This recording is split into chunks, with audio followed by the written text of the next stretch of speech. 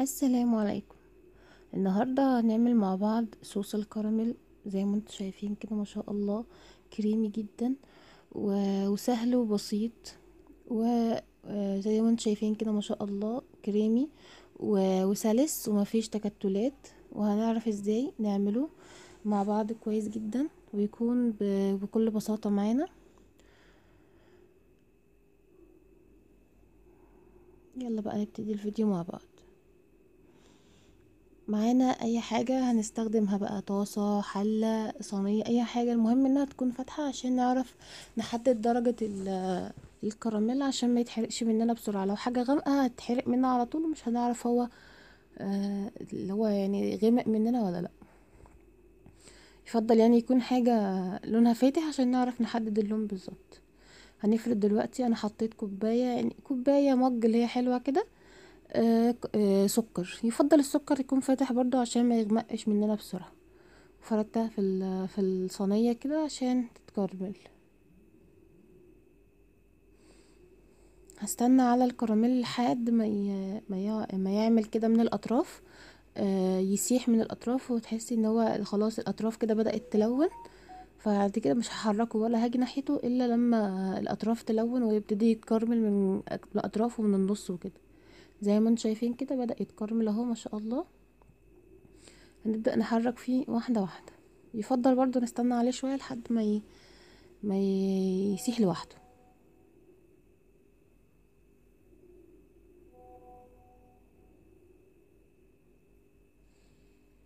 هنقعد نقلب فيه دلوقتي كده عشان نساعد برضو السكر اللي هو اللي على جنب يعني وكله يتكرمل نفس الكرمرة وما يتحرقش مننا. زي ما انتم شايفين كده لفيته كله وعملته فيه تكتلات بسيطة بس هتسيح مع التقليب. دلوقتي هنحط الزبدة. هنحط 3 معالق زبدة. ممكن نحط سمنة كمان، بس لو هنحط سمنة هنضربه كويس جدا بعد ما نعمل الكراميل عشان السمنة هتفصل معانا. فاحنا ممكن نتبدل الزبدة بالسمنة عادي. سيحنا الزبدة دي دلوقتي. هنعمل ايه دلوقتي؟ هنضيف ليها كوباية لبن.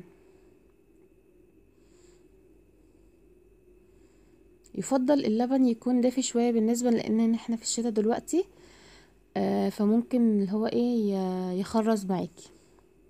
ويفضل كمان ان احنا نستخدم لبن معلب عشان اللبن البلدي بيكلكع كده او هو بيطلع فتافيت. فنستخدم المبستر احسن بالذات في صوص الكراميل عشان يعمل معانا الصوص حلو جدا وما يكتلش معانا. ولو ما عندناش غير اللبن البلدي ممكن نعمل صوص عادي وبعد كده بعد ما نخلصه بنصفيه من اللي هي القطع اللي بتطلع من مكان اللبن البلدي عادي، مفيش اي مشكله. زي ما انتم شايفين كده كتل، مفيش اي مشكله خالص لما يكتل. ما تخافيش اول ما تلاقي اول ما نزلنا السوائل اذا كانت ميه او لبن عادي. ممكن نستخدم ميه عادي برضو.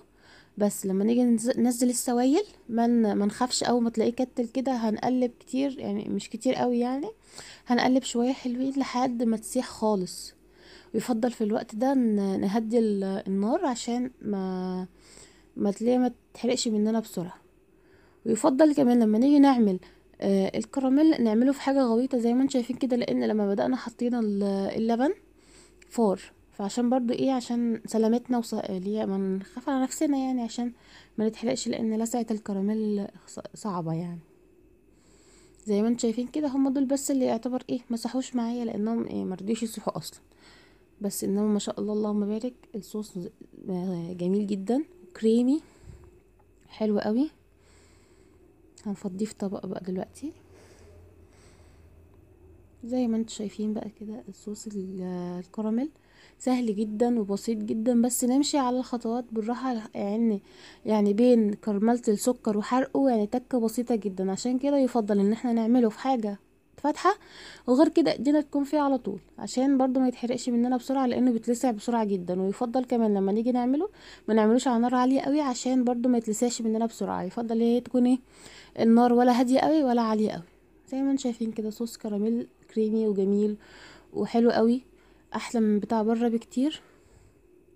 ولو عجبكم الفيديو ما تنسوش الاشتراك في القناة وتحطوا لي لايك، والسلام عليكم.